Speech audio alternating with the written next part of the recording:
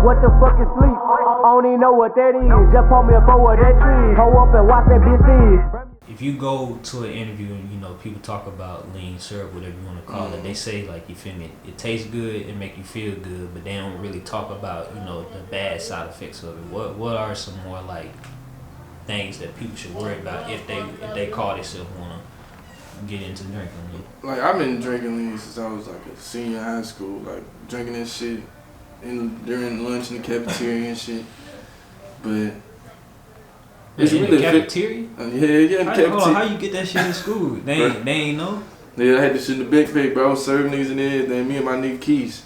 Me and my nigga KTB was in there with lean. My bad, I ain't even cut you off. Nah, you straight. One thing I will say it does is it fucks up your sleep for real. Really? Cause when I first came to drinking this shit, I was sleeping good as hell. Like soon, about an hour after I done drunk some shit, I'm gone. But like when I had cut the shit out, I think like 2 years, like probably when I was like 20 something, I had cut the shit out probably for like a year or some 6 months, and I couldn't sleep for over 4 hours. And then sometimes I would have cold sweats. Like the withdrawals to the lean is terrible. Like it's some bullshit. But at the same time, it's so addictive. Like you can't stop drinking this shit, and it's so expensive, so you can't stop spending your money. It's like really like you trapped in this shit. Really? And yeah. Like it's pros, like yeah, it tastes good. You feel me? Make you feel good. You get some good sleep.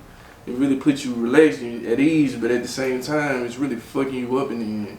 Like say you try to get off this shit, try and get off of it for a week. That's gonna be the worst week of your life. Well, for me it was. This year, like you trying to make it like a goal to stop. Yeah. Are those the only reasons why? Or is there any more reasons behind it?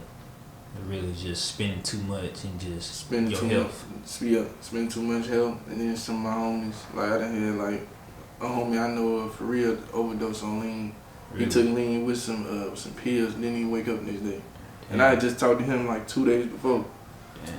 So they really like seeing it from on Instagram and shit. Yeah, seeing a motherfucker, yeah, it's cool, but like when it's close to home, it hit different. It's gonna make you really get on your ass to change. Yeah.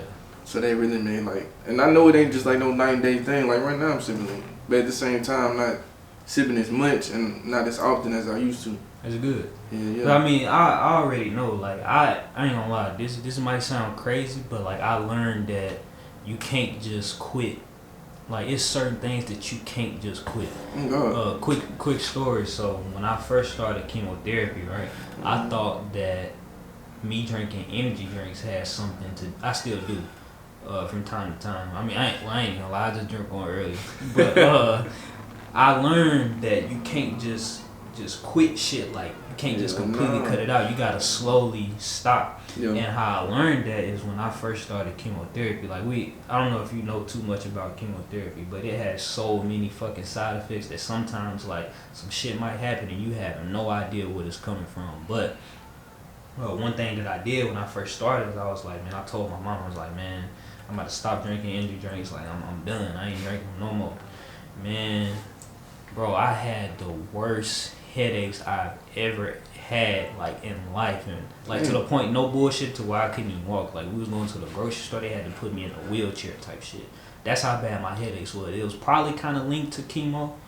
But at the same time, my doctor was like, "Oh my gosh, why didn't I think of that? So you just completely stopped drinking energy drinks? That's probably why you have headaches so bad. You can't just like quit nothing like that. You gotta like slowly, you feel me, cut that shit out."